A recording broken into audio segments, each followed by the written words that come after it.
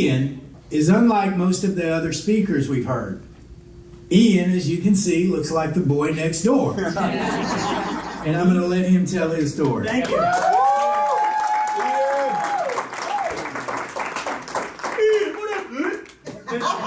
I'm going to take this mic right now. Mic drop.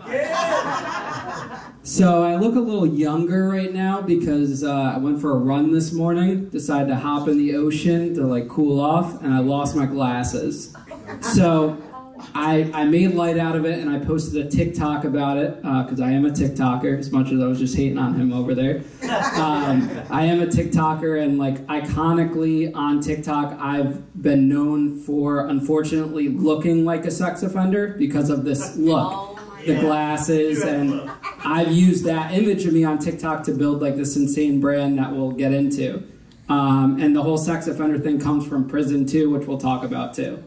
Anyways, my name's Ian Bick. I am the host of the Locked In with Ian Bick podcast. I started that in January of this past year. When I was 18 years old, I owned one of the biggest nightclubs in Connecticut for electronic dance music. By the time I'm 19, I'm arrested by the FBI, the IRS, like 20 other, investigative. Apparently they have like a postal inspector service. I didn't know we had that. They arrested me. And they dragged me out of the house in handcuffs in this private Jewish community I lived in. And, they talked about that. That was the talk of the town. And 2 years later, after I went to trial on the case, a federal trial, declined a plea deal. And I actually got less time after losing at trial than I got in my plea deal offer. They offered me like 5 years. I went to trial, won about half of the charges, and got 3 years. So that was interesting in that side of it. And then by the time I'm 21, I'm sentenced to 3 years in federal prison, 12 months house arrest, and 3 years of supervised release. Honestly, I probably never would have gotten prison time had I not gone out of state against my bond to gamble illegally.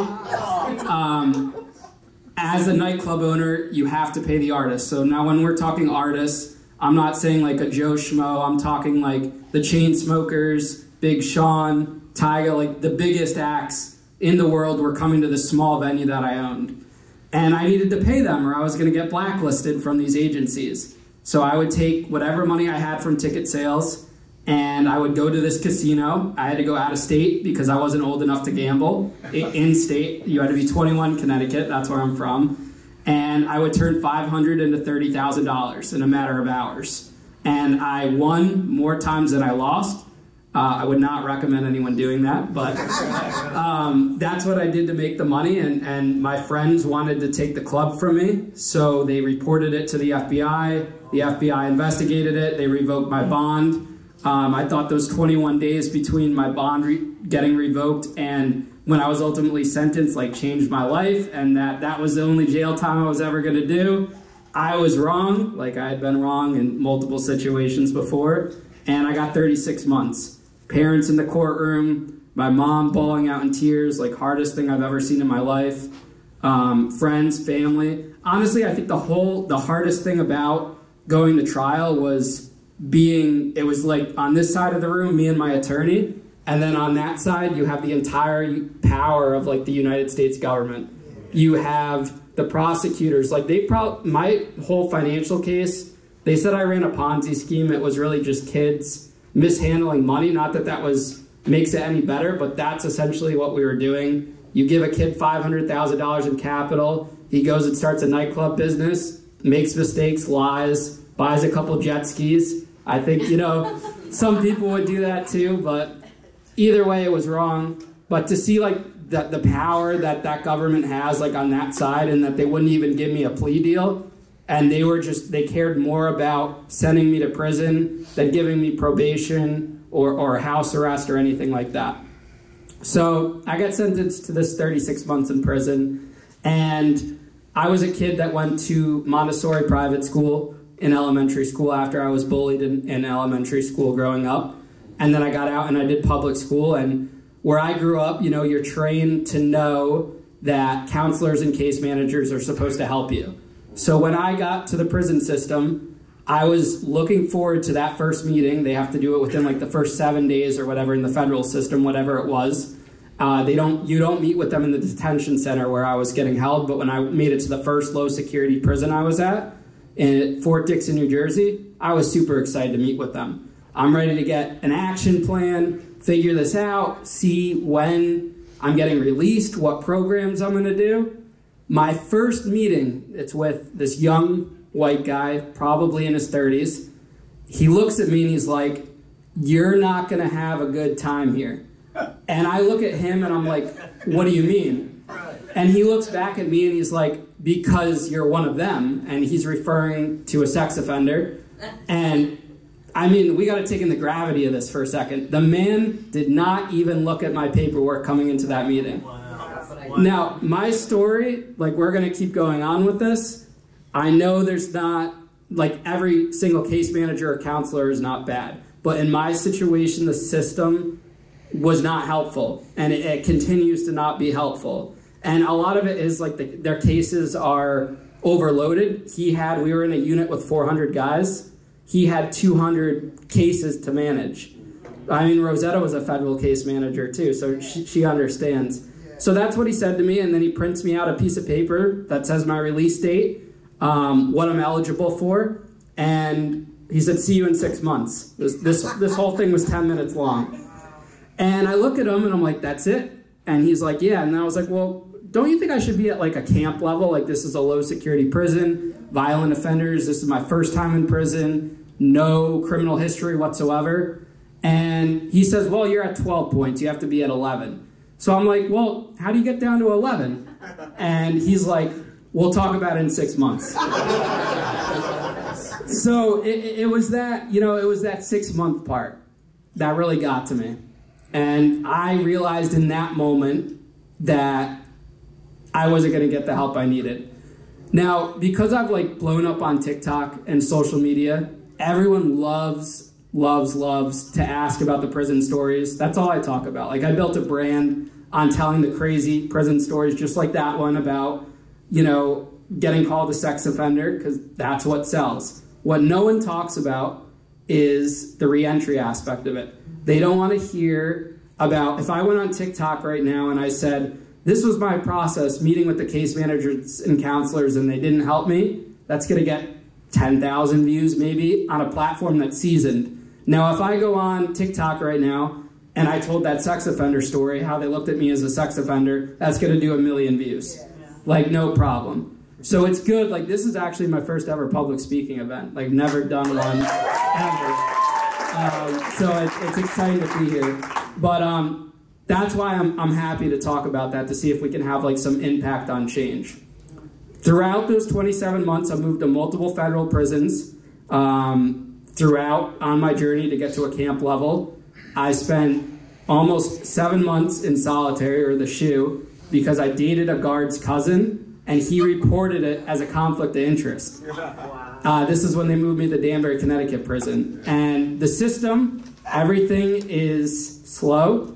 It doesn't move the way you want it to move. And in my life, in the concert business life, and the way I am now, it's like it's got to happen now. But they weren't on that type of time. And so basically I'm in the SHU because of this, and the feds like to play this game called diesel therapy.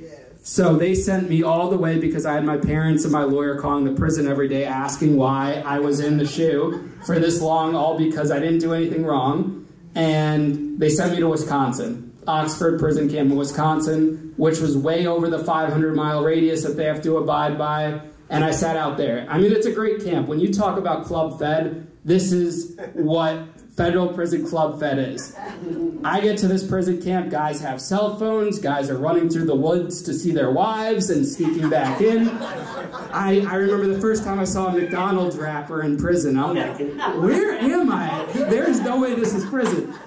Guys are laying on their bunks watching Orange is the New Black. Who would have thought prison shows are the most popular thing in prison?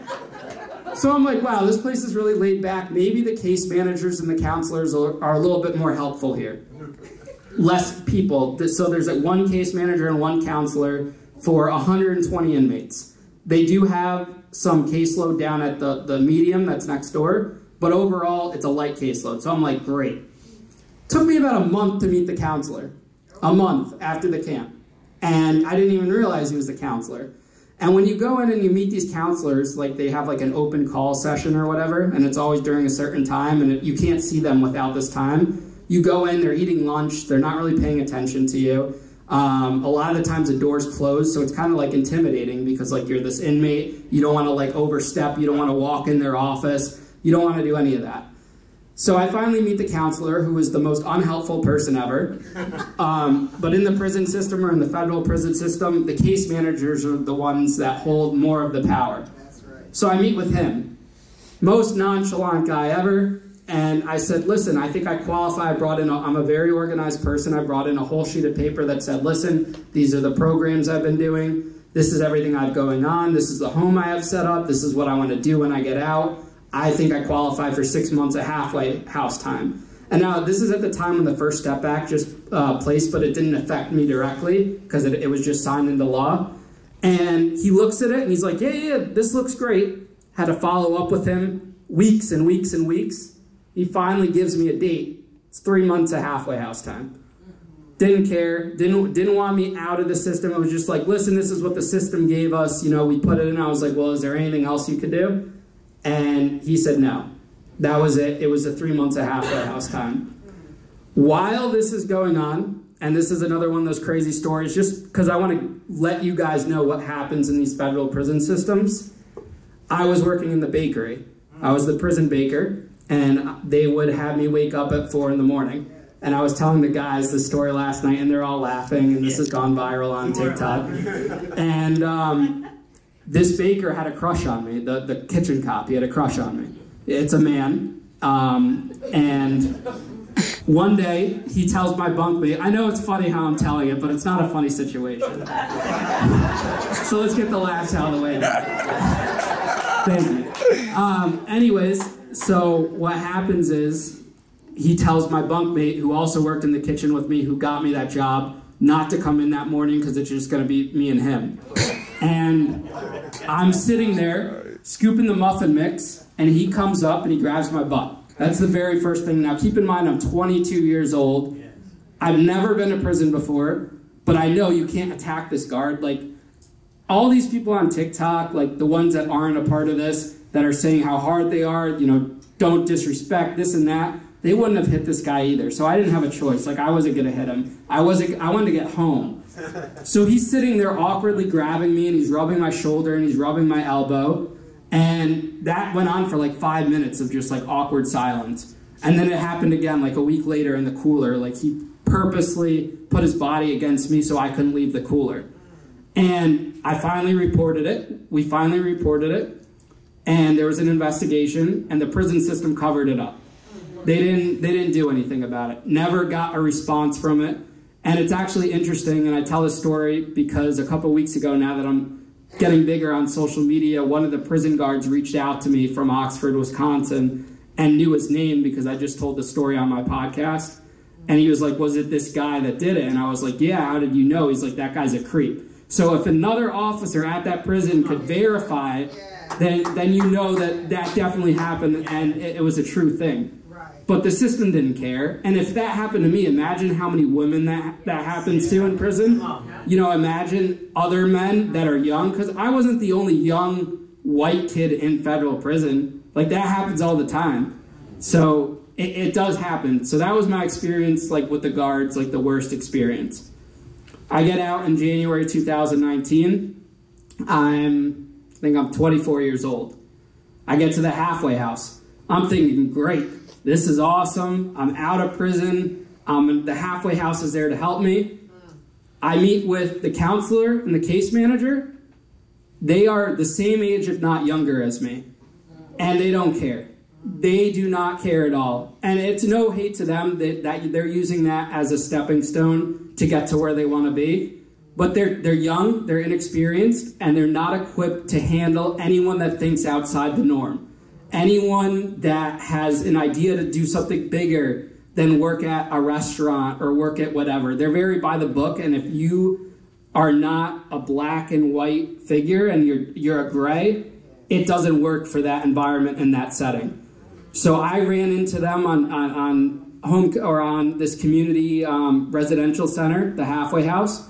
They would try to jam people up. If you were a minute late, they could send you back to prison. They're drug testing you. They're breathalyzing you. There's restricted internet time. In these halfway houses, the state guys could have a smartphone, but the federal guys had to have a flip phone. Now, this is 2019. Who's using a flip phone? And they just had all these petty rules, and it's a common thing along federal guys that I've met along the way, that I've talked to in my podcast. And if I, God forbid, ever had to go back to prison, I'm not taking halfway house time. It's cruel. It's worse than prison itself. The food's terrible. There's smaller portions. It doesn't make sense that something that's supposed to be there for community, reintegration, reentry, is not there to help you. It was a struggle to be able to drive a car. I went and got my license back. I had to go through all these hoops. I had to threaten them with a lawyer just to be able to leave the halfway house. Now, this is someone that had resources. Like, I'm not going to sit here and say that I grew up in poverty or I didn't have the resources to be able to press them. So imagine people that don't have those resources that are able to press them. Share, baby, share. And, it's just like, that's just like the craziest thing about this. I end up getting a job at Whole Foods. And this is the thing, I almost didn't get that job because of the halfway house. I tell this story a lot.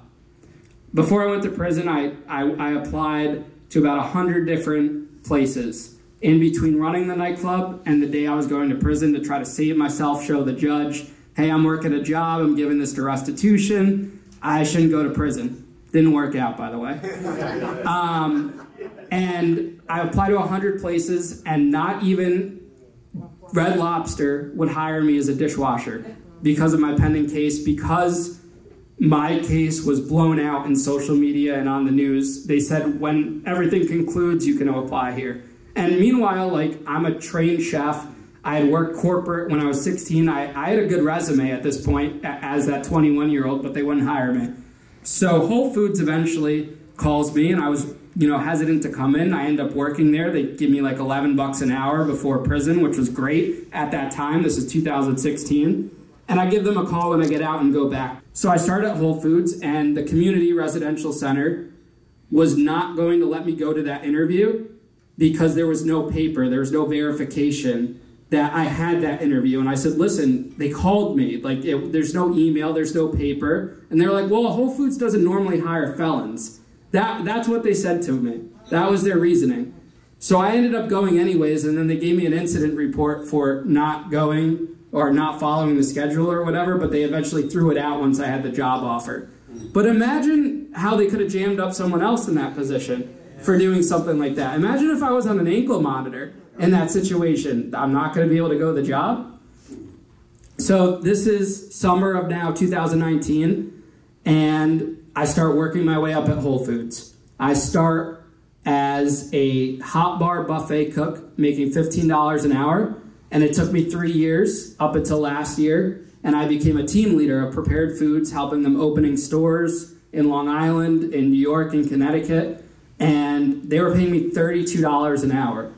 I was going to make over $100,000 last year with overtime, and I was so determined to just break down those society norms that you couldn't make that much money as a felon, that you could rise through the ranks, because Whole Foods doesn't care about a college degree. They don't care, if you're a felon. They don't care about race. They don't care about any of that. They care if you have a work ethic and you're a hard worker. So I grinded and I busted my ass and I rose, and I was going to continue to rise. And I was in that mindset where this was my future. I was able to get out, get a car in my name, get an apartment. Everything I didn't have as this business owner running a nightclub because I was in so much in debt with a terrible cash flow, I was able to get through this job, and it was great, and it was awesome. But then last summer, August 2022, I woke up one day, and I'm like, is this what the rest of my life is going to look like? Am I just going to be working for Whole Foods for the rest of my life? Is this the most I could do with my potential? Now, at the time, I'm thinking, well, I'm a felon, I'm a former inmate, this is the best job I could get. Because there's still places that would not have hired me. I could have been a store manager, and they wouldn't have touched me because of my record. And that's just the way it is right now. That's all, you know, until someone makes changes, that's how it's going to be. Regardless if they get rid of that box saying, are you a former, you know, inmate or whatever, there's Google. Like, if you search my name right now, there's no good articles. It's all bad articles. The only good content out there about me right now is what I put out there because I've been able to build a platform. So I said that to myself one day. And at that point in my life, I'm reflecting back on everything. You know, I owned a nightclub. I had a corporate job at 16. You know, I did all these things. I raised hundreds of thousands of dollars. Maybe there's more out there for me. So I go and put my 2 weeks in that morning. No hesitation. I walk in. I said, listen, I'm working on something else. I had the idea, and my friends had been pushing me for a while, to get onto TikTok and social media. And I had no idea at the time that there's this thing called prison TikTok. And it's a market and a viewership that 3 billion people just on TikTok watch. That's not counting YouTube, that's not counting Facebook, that's not counting Instagram. And for a while, this is my mindset at the time, so you guys are aware of the mindset. I was petrified about talking about prison. I was in therapy for a year when I got out, which was court ordered, and let me tell you something, that was the best year of my life, talking to someone, and everyone's like, oh, therapy as a man or this and that, for my age group, and I did it, and it was great. I was paired with an older woman, and to have that mindset conversation with her, I learned about relationships, I learned about myself, I learned all these things. But we didn't talk about prison. I hated talking about it. Friends would ask, it would be that taboo subject. And it was just always awkward about it because everyone says the prison jokes. Like when you're my age, they'll say, oh, don't drop the soap or this and that. So that was just the thing. But one day I picked up my phone and I sat down and I started recording these videos. I called it story time. And I did that on TikTok, and my 6th video, I had COVID. I was laying in bed, felt like I was dying. I could barely talk. And I called my friend and I said, listen, I can't post the video tonight because I was on a strict schedule. I'm a very routine person. I have to be up at a certain time. I have to go to bed at a certain time. I have to go to the gym at a certain time. And he said, Ian, you got to do this. You have to post. I got up out of bed. I recorded it, and it was my first viral video ever. It did 1.3 million views in the first week, and it propelled my TikTok from there. I start down that path, and I'm recording more videos. I'm stitching people. If you guys are familiar with TikTok, creating someone else's video, and I'm just growing this brand. Really crazy, and it's based on my prison stories. I would talk about my hustles, how I made cheesecakes in prison. I would talk about my bunkmates. I would talk about the guys running through the woods. I would tell all these stories, and they just started going viral. And the thing that I realized now, looking back on it, it was because of my image. It was, if I put a caption on the TikTok that said, I spent 3 years in prison, and they look at my face with the glasses on, and they see this young white kid, it's going to get them to stop. It's clickbait. And I use that to my advantage and start getting a lot of traction. I then started thinking to myself around November, December, I can't sit here and tell prison stories about my life, stories about the nightclub forever. I just can't do it. It's not sustainable. How do I bring this to the next level? How do I rope in the inspirational aspect? I've always been a very inspirational person. I love watching motivational YouTube videos. If you look at my YouTube history, it's all motivational videos. I love those underdog stories where the person fails and then succeeds, the Jimmy McGills of the world. I love that. I thrive off that. I watch Creed. I just started boxing. I'm doing all these things, and I love that aspect. So I'm thinking, how can I bring it to the next level? I got the idea to launch this podcast called Locked In with Ian Bick.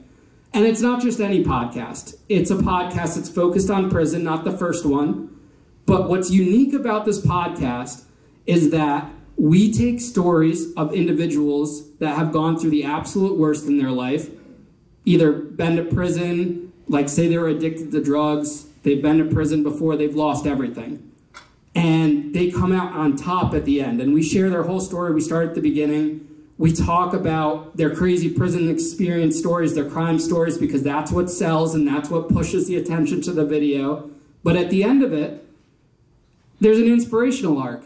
And that inspirational arc is going to relate to the person that's struggling with a divorce, is just lost a job, is, can't find a girlfriend, can't get their, selves up to go to the gym. That's the motivation, and it's resonating with people that are not just in prison before. It's resonating with everyone, and we're not only interviewing former inmates, we're interviewing people that have worked in prisons, we're interviewing victims of crime, we're interviewing, we interviewed an NYPD cop, we just did a great one on a CO. We're doing all these things because they have traumatic stories too from what they've seen, and it gives a different perspective. I liked what Jimmy said earlier about how he's like, he doesn't want to preach about like hating like the police or hating the badge. Let me get a water real quick. So that's like how it resonates with my podcast, because we're pushing everyone's agenda and the whole, group of that. So ever since this podcast launched in January, I've been able to build a platform on not only TikTok, but on all of my social media channels. Our YouTube is about to hit 60,000 subscribers, which is big for a new channel. Instagram's over 20,000, Facebook's at 40,000. And last month, I've been able to create a business out of this, create a brand, the Locked In brand. We did $10,000 in gross revenue just off social media, taking a, thank you. We took, something that was supposed to destroy me, something that we're not supposed to talk about, going to prison, all of that. And we sat there and we took it and we built it into a business. Well, you see all these YouTube creators out there, all these guys, they could go out there, they do the dances, whatever. My friend Bryce over here, our producer of the show,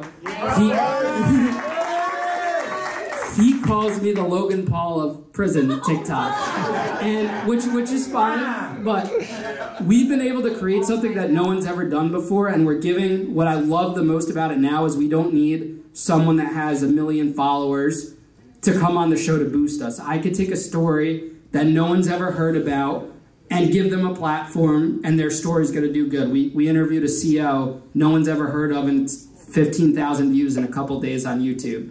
So we've created this business out of it, and more importantly, like, I now stand as like this figure of hope for all of those kids that had like that business mindset. I never faced addiction. I had gambling issues, but I never faced drug addiction. What I faced was an addiction to being popular and chasing that, and I didn't have the channel to funnel it into. Now I have a channel where I'm putting all of my energy, all of my passion, all of my unguided ambition from when I was a kid that made those mistakes into something that's now bigger than me, and that's an inspiration to everyone. Regardless of your situation, that's inspiring. So to be able to come out, build that business, all those people that said that, it couldn't be done, we just continue to grow. And I think that's a message of the podcast. That's what we're going to continue to build on. And we're just like super excited to take that to the next level. Awesome. But yeah, guys, I appreciate it, man. That's all I got for you. If you guys have any questions, love you too, man. I just met these guys yesterday. But if you guys have any questions, I can try to see. I don't have the specs on, like they're in the ocean. But yeah. So how long, what did you see on social media that made you want to try it for yourself? Because, hey, listen, out of all the influencers here, you're the one that took off like a bottle rocket. And it continues to grow on a daily basis. For me, Olette was the first person I saw on TikTok. And then I saw B Magic, and then I found all the other guys, and we got this community now. Who did you see? What did you hear that made you want to leave your career and gamble on your passion? Quick decision. Since we're gambling. Yeah, since we're gambling. So I am a super creative person. That's how I got the idea to run a nightclub. And I saw in our town at the time there was no electronic dance music and there was no nightclub, so I was able to piece those things together. But at the time, my mindset never thought about consequences, never thought about the future or thinking farther ahead. So now, all these years older, I see this prison TikTok thing where other creators I don't know if you guys have noticed at all, but there are non-prison creators that are now posting prison content. Yep. They want to interview us. They want to associate with us. They want to sponsor us because that's what sells. So I'm looking at prison TikTok, and you search that hashtag, and it's got millions and billions of views. So right away, I'm thinking long-term, how could I turn that into a business, essentially? How could I use my story? Because I knew my story had value. I mean, HBO did a documentary, Vice did a documentary. It had a little bit of oomph to it. But how do you incorporate more people into that? Because a story can't just be about me. It needs to be bigger than that. And then with that new mature mindset of thinking about consequences. So at that moment, I'm thinking about how do I sustain myself a couple months down the line, a couple years down the line, and that's when I got the idea for the podcast. I was very anti-podcast for a long time because it's an oversaturated market. And it wasn't until I had this idea that I ran with it. And something else I didn't talk about is from that podcast, we started a cooking competition based off of prison food that we're currently pitching to sites. Yeah, we have that on YouTube. It's called the Commissary Cook-Off, and that's a whole nother brand. And we have like this long list of ideas for shows, like a ridiculousness of prison videos. Like we literally have all these shows, we have all these ideas. We're just waiting for that one person that really believes in us, that comes along and says, wow, what these guys are doing has potential. Because we do this all on our own. No investors. I have PTSD from investors. We do this on our own. We do this with the revenue we generate, and we put it back into the business. And the same way I treated the artists is how I treat our guests that come on the show. I'll fly them out, put them in a hotel. I drive 6 hours to get them, bring them back. It's like that whole experience. We get the food, and it makes them feel very special and important because they are important in that sense. They're the star. We make them the star of the day to do this podcast. And that's just like, that's how it all, came to tuition. Good for you, man. Thank you, guys. I appreciate it. So, do you have a favorite prison creator? He was the very first person I interviewed on the podcast. He had invited me to my first prison convention, I guess you could call it, where he gave a speech. And I think I'll always have that bond towards him because he introduced me and gave me credibility in this prison TikTok market. The next one I would probably have to say, besides you, Jimmy, I know, don't you know how to get would probably be JD DeLay. Yeah. He is a very, emerging TikTok star. He's got 500,000 on TikTok, over 100,000 on YouTube. He's very polarizing. The thing I love about JD DeLay is that if you look at him, he is what society thinks of as a criminal. That's what he's going to be labeled as.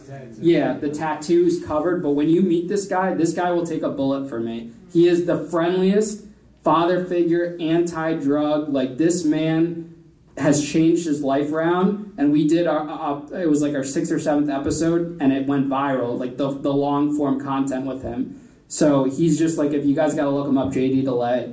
But I would say those are my top ones. But I mean, I love everyone. I'm not a confrontational person, so I like to meet everyone. Prison TikTok has these conventions. We rent an Airbnb. We're going to LA next. We were in Houston in January, and it's a big family that you would never expect. Everyone's looking out for each other. Everyone's very supportive of each other. Jimmy will call me. He's like, yo, Bick, I see what you got going on, man. So it's just it's very they're realer than the friends I had growing up in high school, because I think I'm a big believer in anyone that's gone through shit in their life and has made it to the other side. Those are the people that understand what I've been through, what Jimmy's been through, what Andrew's been through, any of that. Camaraderie. And you rock with those people, because those are the ones that are going to be there for you if it ever hits the fan again. Yeah. I want to say I commend you. Thank you. Thank you. Now, if you didn't have the passion and the drive, because it's like what you said, if you don't go through certain things, there's a certain hunger that you want to achieve when you go through things, especially with that defeat component, and being able to go to that next level and knowing that with that, because it's not a job for you, it's like a conversation, and being able to tap into not only the lived experience that you've had, but also encouraging the professionals that's in this situation, because it's hard to deal with individuals with their stories and giving them that sense of hope and being truthful with that. Because some of the providers, they do it just because of a job. Some providers do it because they want you to be successful. You know what I mean? And it's a drive that we want to achieve, and being able to have that connection. So I just really like, you know, even having that camaraderie, like you said before, about even with the professionals and also individuals who's had that lived experience to come together and have a full force. This world is going to be such a better place, because again, having these conversations is important. And even if it wasn't for COVID, we would not have these kind of conversations. You see a lot of older people that are talking in prisons. There's not that many people like me, which I guess makes my story unique in a way too. If I was in prison and I sat down with a person like me, I'd be hungry. I'd be like, wow, he made $10,000 not working at Burger King. Right. Now, obviously there's expenses, but still, that's still a number. Anyone can do what I did or am doing now if you have the drive. I'm working 16, 17 hours a day to build it. I'm responding to comments. I don't pay someone to run my social media. I don't put $1 into ads. So if someone sat down and just like had that conversation, they have to want it at the end of the day too. But I think a lot of people just getting exposed to that, not a case manager or at the halfway house, because the halfway house will give you a list. Here are the jobs you could work at as a felon. Why are we even putting that on the paper? Like that just caps the person's potential. They should be able to go wherever. Like now, I used to be afraid to go into certain places. I'll go into wherever. If I was looking for a job, I'll go on Wall Street and say, hey, you guys should hire me. Will they probably say no? Yeah, but you got to try. You got to shoot your shot. You shouldn't be counted out on that. So I think people need to see the conversations like this. This is why we're recording this segment. We're going to put it on my social media. And I think once we get that right person that believes in the story, like the Kim Kardashians of the world or whoever there is that could pair it and could see it and see what we're doing, that's going to skyrocket it, and that's what's going to make the change. Yeah. I know you had a question for me, man? Yeah, no, I just wanted to ask you, how do we get down with that commissary cook-off? Because I used to be chef. Yeah, you got it, man. We'll connect after that, and we'll exchange contact information. We actually, our episode dropping tomorrow. We have a prison guard that's going up against Jaden DeLay, which is going to be really funny. Seeing a former prison guard battle it out with a former inmate. It's going to be great. And it's all just about being creative and having fun with it. We've turned something that everyone talks about in a bad light into a fun environment. That's our comedy side. We do skits, like dressed in jumpsuits and talking about what it was like to get my paperwork checked in prison. And people are like, well, why are you like promoting prison? It's not that. It's making light of something that was supposed to define us and kill us and bring us to that next level.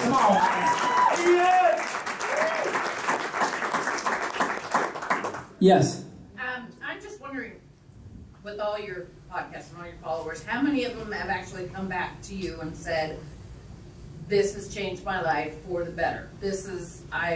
You've inspired me to make a big change, and how far they've come? Great question. So a lot of creators will go out there and they'll say they don't read their comments because, you know, there's a lot of hurtful stuff out there. It gets to their head, it affects them, it could cause depression. I am someone that studies analytics. I study every single comment. I try my best to respond to every comment because it's important to build that one-on-one. You don't know if you can make someone's day. And so when I'm reading these comments, specifically on YouTube, there are people, like someone the other day that was like, I've never been to prison before. I never want to go to prison, but I stumbled across your video for some reason, and this positively affected my mindset. You look at these comments, like my YouTube's Ian Bick CT, you just read these comments and you know we're having an impact on people. Yes. Like my whole intro, my whole bio on the podcast is these are the stories that are going to change your life. And it really is. I mean, I look at there's all these stories on entrepreneurs, their successes. They don't talk about the failures. They don't talk about someone like me that started this great business. That very few entrepreneurs go to prison when they fail, unless it's really big scale, but not the small guys like me. So to have that story put out there, and I think that's what makes my story relatable to so many people. because there's so many people that start businesses and they fail and they get discouraged. Yeah. I literally failed all these times, and it's still a struggle now, but I finally found something that I like. It relates to the entertainment business, which is what my passion was, and now I just have like this burning desire to take it to the next level. So I do think we're, actively giving people that hope and inspiration, and it's a good thing. There's never a comment that says, wow, this didn't change my life, this was terrible. And just our production value is what's changing it too. We spend a lot of energy and time into producing a good show. If you watch any of these interviews, even if you don't want to watch the whole thing, you watch 30 seconds, you'll know we're not playing around and we're trying to take this to the very top. Yeah. Good job. Yeah. Thank you. Yes. So the question I have is,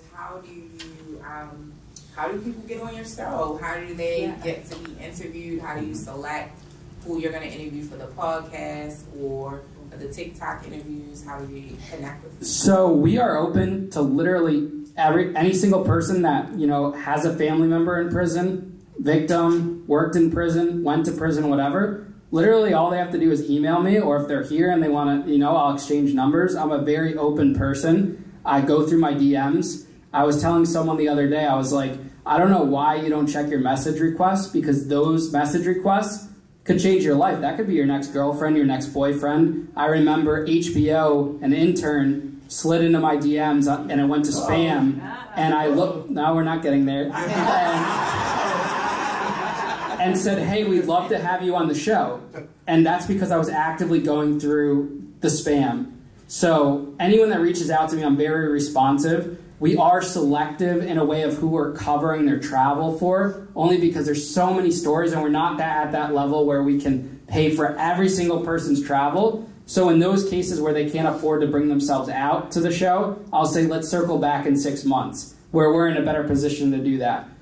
But if they can get to New York now, because we only do in-person interviews to keep that quality, happy to have you on the show. Like this weekend, I'm recording 7 episodes.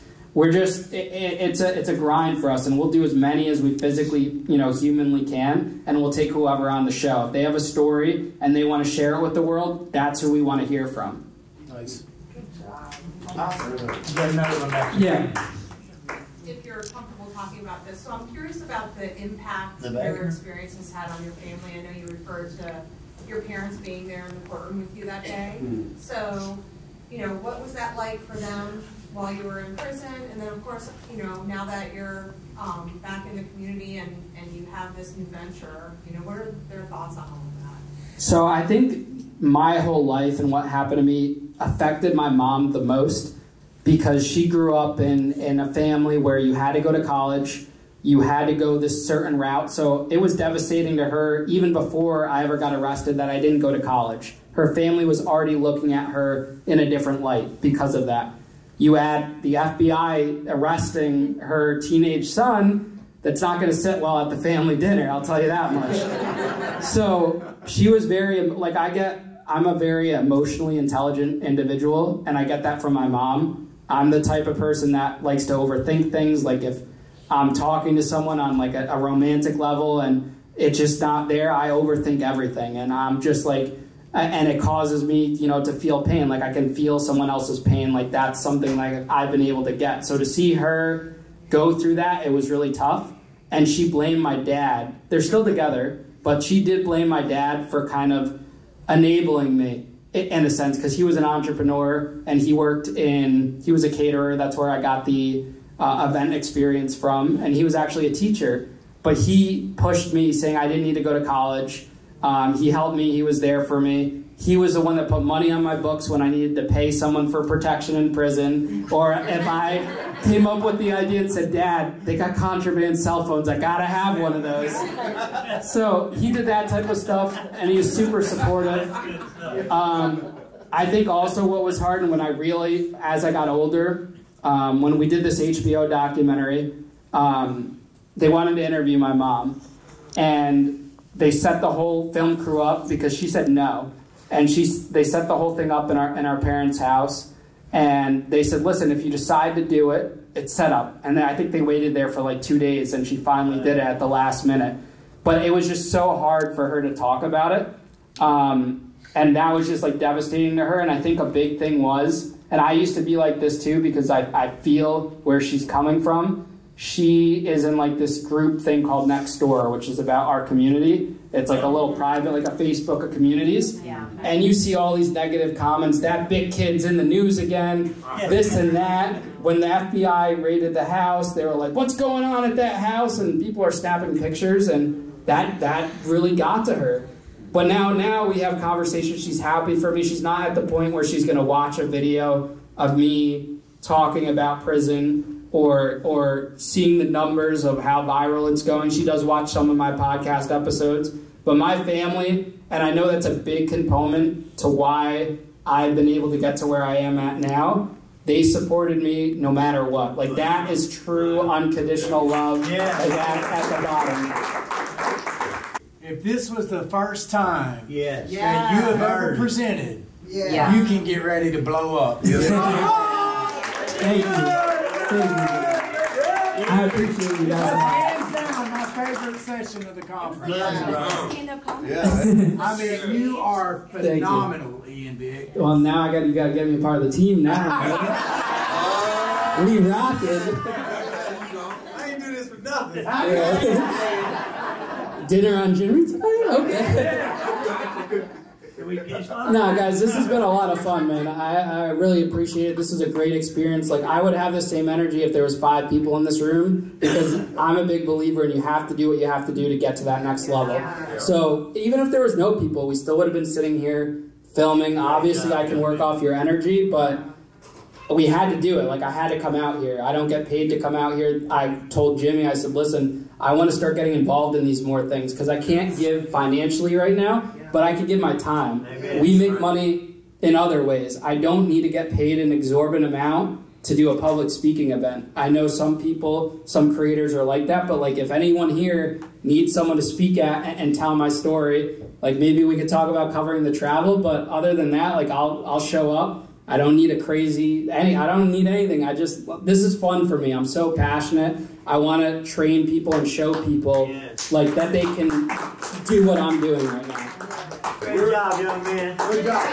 Thank you guys. You got questions?